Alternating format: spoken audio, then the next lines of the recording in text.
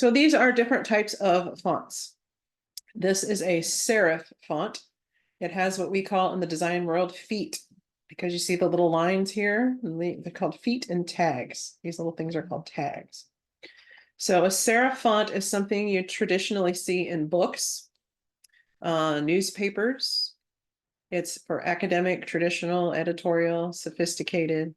It has really high readability when we learn to read in the English language because it has the little feet that help us guide along the line.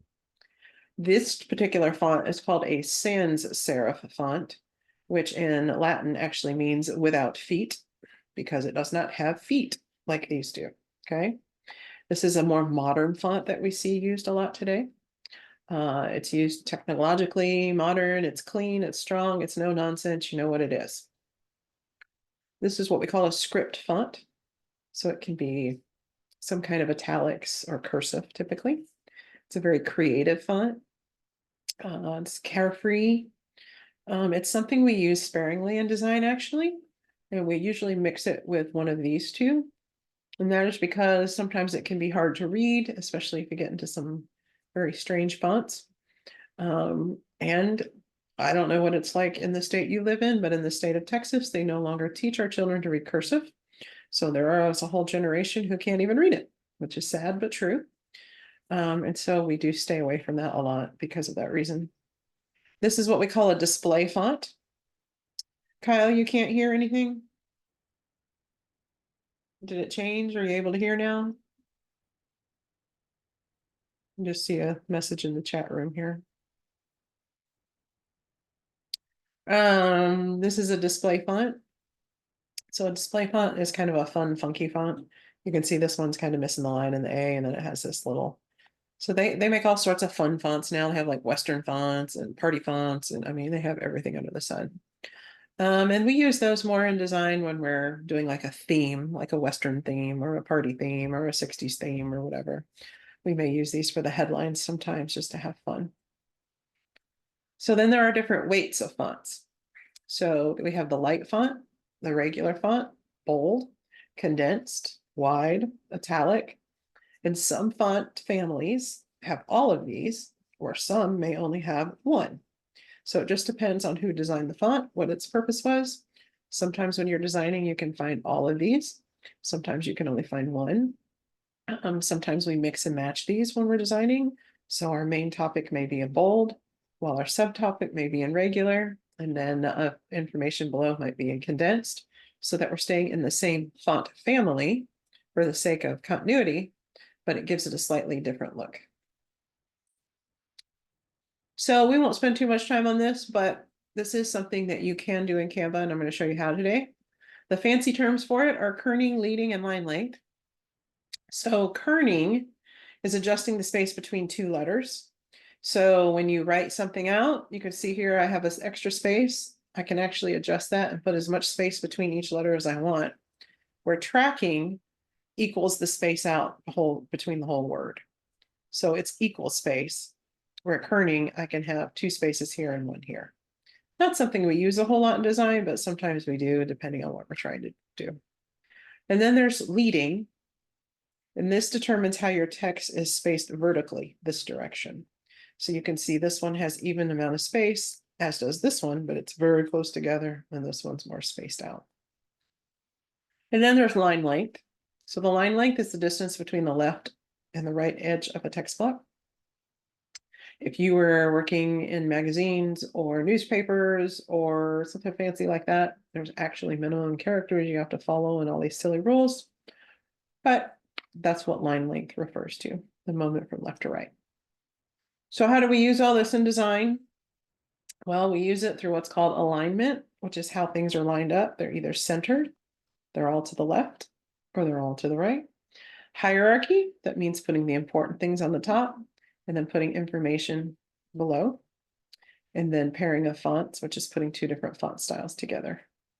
So I have some samples here for you guys, and then we're going to go into Canva and I'm going to show you how to do all these things that I'm talking about instead of boring you to death. So this is an ad. Now, when you look at this ad, y'all go in the chat box and tell me what's the first thing you see. What comes to your mind when you look at this? Anybody? You type, I'm gonna get a drink of water. Like a recipe or something like that. But the first thought would be like they're describing the burger from what I think. Yeah. Bold colors, I see that. Yeah. The first thing that hits you is the burger, right? It looks Right. yummy. Like I want to eat that. So your job as a designer is to put the typography or the font or the text in a way to make people already know what they know visually, which is I see that burger, I want that burger. Now we got to convince them to buy this burger. So this is what we do as a designer. We start with this image in the background. So we already have their attention, unless you're vegan, maybe, and then you'd be like, yeah, I don't want that burger. But you see this great burger, and all the stuff's coming off the side. Really want to eat that burger. So the first thing we want to hit them with is what we want them to do. So we are using two fonts here intentionally. We got delicious burger. So now you're seeing this burger, you want to eat this burger. And now we got this big bold thing standing up out here telling your brain, hey, this is a delicious burger, which I already knew, but we're just trying to get you to understand that. So you can see we use a script font for delicious, 50% off coupon marketing. Yes, it's marketing too. And then we have the burger. And then as we come down, we tell you where to go get it and to order it now. And over here to the side, we have discount 50% off, right? Because that's what we're doing is marketing. So when we look at visual hierarchy, what we call in design, the most important information always has to stand out and be the largest and be on top. That's what this is. You notice this is much bigger than this or this, and it's at the very top because we look from top down when we look visually. So this is hierarchy. And then alignment comes in. You notice everything's center aligned. It's in the center of the image. I could pull burger and delicious over here and have them come way over here and go this way, or over here and come this way. But I wanted to get everybody's attention right above this lovely burger, so I centered it. So if you're going to center align your top text, you have to center align your bottom text. This is what we call consistency and alignment. This text here shouldn't be way over here on the left if this is centered, and it shouldn't be way over on the right because our eyes go from up to down. Your job as a designer is to make the user's job easy because users are lazy. They want you to do all the work for them. That's what we have to do when we design. We have to think about that. So I want you to know this is a delicious burger. Your eyes keep coming down. You kind of catch this over here because it's kind of an afterthought, but it's on sale. And then you come down and this is where you purchase it. The other things to notice is we only use 2 to 3 fonts in the design. I have one font here, and these are all the same. So we're using 3 fonts. Opposites attract in font, as you can see, brings your attention. We create contrast with color and texture. So we have this bright orange that's popping out at you with a dark background. That's called contrast. If I put a yellow background behind here, that orange would not stand out. It would start to blend in because they're close on the color wheel. So this is the contrast. We add color, we add elements, we add photos. And then this last thought is probably one of the most important ones in designing, believe it or not. Embrace negative space. Do you see how much space there's nothing but an image? That's intentional. You should never put your text in and have it go from side to side. Bring it in. We call this breathing room in design. This gives the user's eye time to slow down, take in what's there, and not feel overwhelmed. Because if they feel overwhelmed and there's stuff here and here and here and here, and something's moving here and something's over there, and I got 4 fonts here and 12 fonts here. And I've seen people do that. It's just crazy. The eye goes bing, bing, bing, bing, bing, bing, bing, and then it's done and they leave and they're never going to buy your burger because they're so frustrated at this point. So as a designer, these are the things that we think about when we're designing an image. Here's another sample. Okay, live art session with Estelle. That's the most important thing. So it's at the top and it's centered. Now we have a picture of Estelle painting with a watch now. Okay, and that's important also because this is bringing authenticity. It's showing you, hey, this is Estelle right here. Look, this is Estelle. She paints. I want to paint like Estelle. So you notice how we use our fonts. We have lots of room to breathe in this design. We didn't fill the whole space, but yet it has lots of texture and fun to bring attention. Now, today we're going to play with some fonts using our initials is what we're going to do. We're going to make some initial art. So whatever your initials are for your name is what we're going to do. But these are just some ideas I wanted to show you for how people use text within art. So this one's kind of cool because they actually have the face image and then they put all the words inside it. This one, they used the words, but then they removed the background image. And so now the words just create the image, but yet we still know what it is because it looks like a coffee cup, right?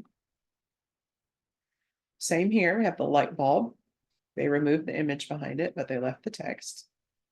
And they use the color. They have the rainbow here. It's kind of cool. This one, they used the word chicken, but they made it look the shape of a chicken. It's fun.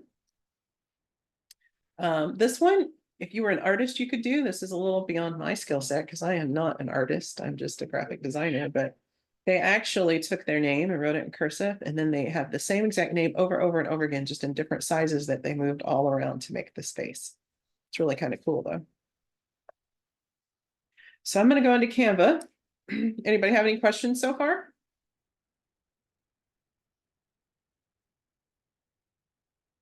It is pouring the rain outside my window.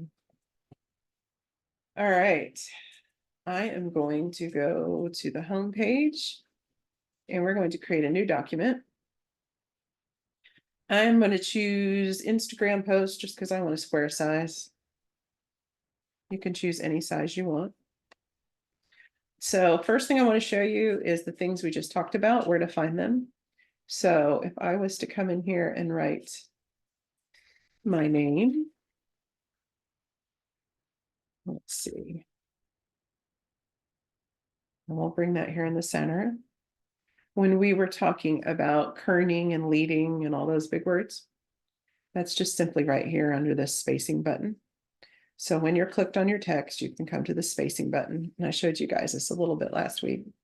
This actually moves your letter spacing closer and farther apart. And this makes your line spacing closer and farther apart. So that's how they do that within the Canva software, just to give you an idea how all that works. So we are going to do, let me go back here, some initial art. And this, kind of like last week's assignment, is just fun and creative. It's meant to get your creative spark going and to help you learn how to use Canva better, use all its features. So using just your initials, you're going to make some fun stuff. And I'm going to show you some stuff my students have made in the past to give you a little idea. So this is a student who had the initials T and F. And he took the T and made it a hammer, and he took the little T's and made them nails. And then the piece of wood here is actually a lowercase f. And he just removed the part that comes around here. And then he made it look like woodworking. It's kind of cool. And then this one used H and R. So the H is the railroad tracks, and the R is supposed to represent like a car on the railroad. And you can see how they use different colors, different fonts. This has high contrast, as we were talking about, the black and the yellow, so they pop out. This one they made to look like a sunshine, so the H's are in the middle and the R's are here. This one he made to look like a it'll come to me. What is that? Gosh, that's awful. It's a sign I'm getting old. A rocket, that's the word. It's a rocket, you guys. So he made the H to look like a rocket and he put the R initial in there.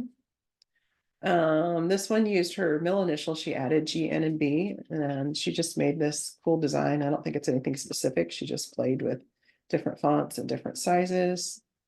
And then she made one to look like a duck. This one had the initials G and N. So she made like a stick person with her initials. This one's a tree. And I don't know what this one is, but it's really cool. Kind of reminds me of paper clips. Okay, so this one used L&S. Just did some different fun designs on the page.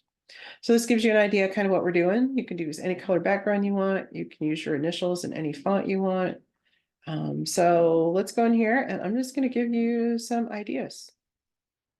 Anybody have any questions? Not yet? All right, my initials are K and T. If you want to use your middle initial for your middle name and have 3 letters, you are more than welcome to, but it's totally up to you. There's no right or wrong in this. It's just having fun. So let's start with the idea of filling in a shape with our initials.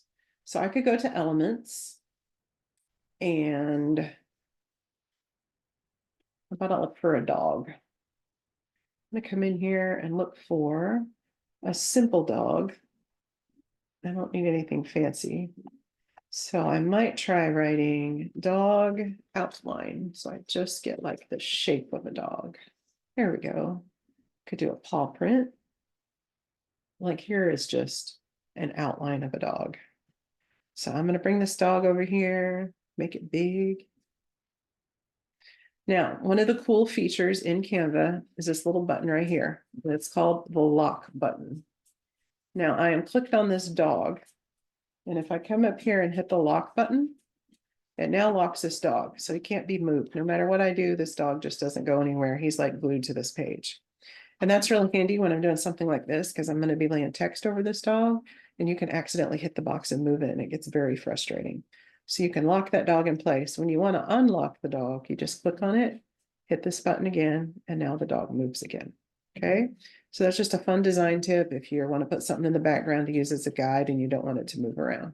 So I'm going to change the color of this dog to just something light, and I'm going to lock it in place. So now it doesn't move. So now I'm going to use my initials. So I'm going to come in here and I'm going to hit the T button on my keyboard, and that automatically gives me a text box. It's a shortcut, just hit the T. I'm going to make this one a K. Now I can use this font, or I can come over here and make this thing any font I want. So maybe I want something scripty and I go, I like this one.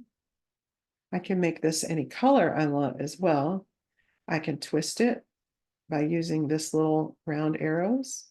So I'm going to come in here and literally start filling this dog in with my initials. Now, the quickest way to get another K is to come up here and hit this duplicate button. So let me show you again. When I click on the K, this little box opens up. This one, it says duplicate. If I hit it, I'm going to get the exact same thing again. So now I can come down here. You see where we're going. We're getting lots of these on the screen. And then I start maneuvering them around however I want. There's no right or wrong here. When you start getting a whole lot of them, it can get confusing, just so you know. Don't get frustrated. I'm just going to pull some of these over so they're out of my way. And I'm kind of using the arc and the K and moving them to make a line. But you can do this however you like. And then when you get in here and get those, you can do a T. So I'm going to hit text T on my keyboard again. Now I'm going to put in a T. There's my T. And same thing, I'm going to bring them in here. And literally, I'm just going to start filling up this space. I can make these different sizes. I can move them around. I can do it however I want until I fill everything up with Ks and Ts. You can also come in here with your mouse and grab everything at once. See how I did that? Now they're all grouped together. I can hit the duplicate button and it gives them all to me together at once. I can come up here and click on these and again, just move them around however I want. I'm doing this quickly just to show you guys. But once I'm all done and I get everything where I want, then I can come in and take the dog, unlock him, remove him, and my letters that are left should look somewhat like the dog shape. So that's kind of how you do it if you're wanting to fill in a shape. So now let's just say you want to do something fun. So I'm going to come over here and I'm going to choose, let's say, I guess I'll stay in elements and I will go to sun background. Let's see what I get. I kind of like this one. It's kind of fun. So I'm going to bring this in. I'm going to have it cover my whole page. And now I'm going to take my initials and see if I can make a sunshine out of them. So again, I'm going to hit the T button. I'm going to make a K. And I'm just going to start here. Another thing you can do if you want to make a circle is you could put KT, your initials, just put several in here. pull this, make them one big line, okay? I've got it a little crooked. Now, while you're clicked on it, you can go to Effects, come down here, tell it you want to make a curve, and you can make it into a complete circle. So now I just click on here and I'm going to keep adding some K's and T's until I get a full circle. See that? Now I have a circle. Again, that was Effects, Shape, Curve, and you can change the curve here, go either way. That was quicker than me putting one K and one T at a time and maneuvering all those around. So that's just a shortcut for you. And now I can make my K and T any color I want. I can come up here and maybe I want to make them orange. And I'm going to turn off the bold. Then I'm going to go back into Effects. A cool one you can use, there's several in here. There's Lift, it kind of pulls it off the page. You could do a splice, now it gives it a look. Or an outline. Outline's kind of fun. You can change the outline color here to anything you want. Make it your own. I'm going to come in here and add one more K. There, I have this circle. And then I could take T's, make them a little bigger, bring them around. And I could have those coming out like sun rays. I could flip them this way maybe, look a little more like a sun ray. And I'm going to come in here and maneuver these around. I could change the color, make them go all the way around. Everybody see where I'm going with this? So you can make sunshine. You can do anything you want just using your initials. So that's your assignment today for Monday. Make as many as you want. I'd love to see at least 3 different ones. Have a little fun.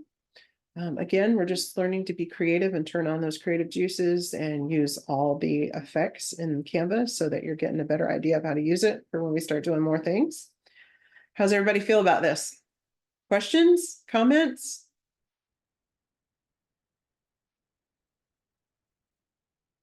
I know you're there. Good. Oh, good. I got a good. Carlos says good. All right. Well, it should be fun. So take your time with it. Enjoy the process. I have to ask other questions. Okay, go ahead, Carlos. What would you like to know?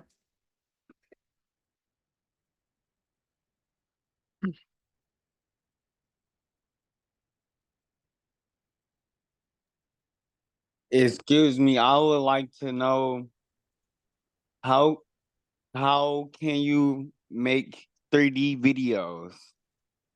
Oh, that's a whole different discussion, which we actually don't get into in this class, unfortunately. It can be done. You can play in videos if you want. If you go to Canva, the homepage, and you go up here to the Learn button, there should be one. You can go to Design School.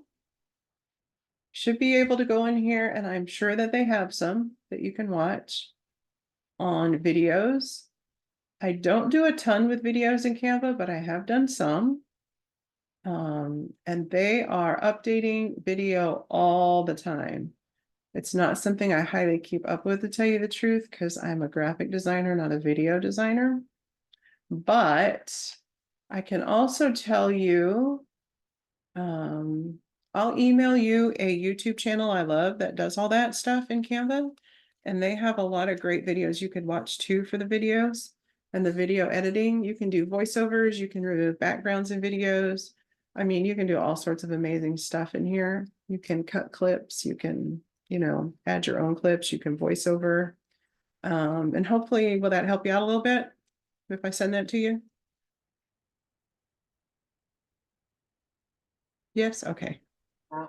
Yes, it would actually help me out because I don't have to pay anyone to do it for me. And that's always nice, isn't it? Uh-huh.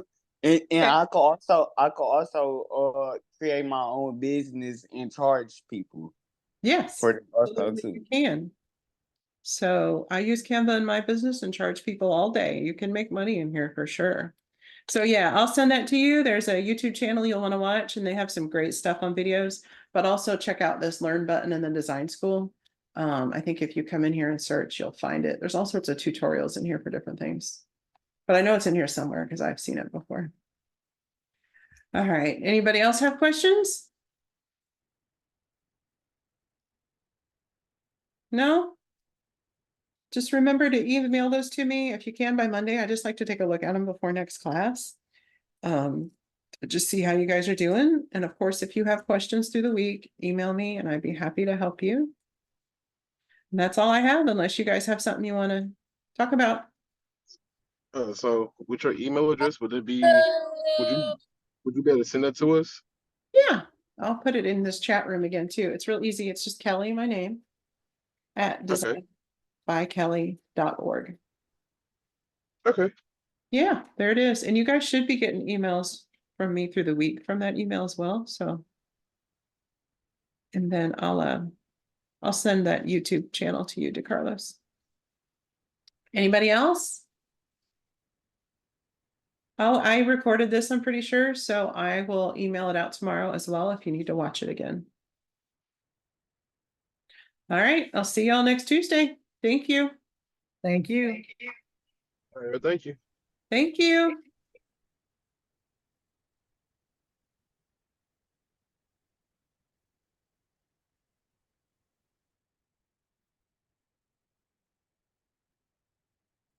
All right, Jennifer.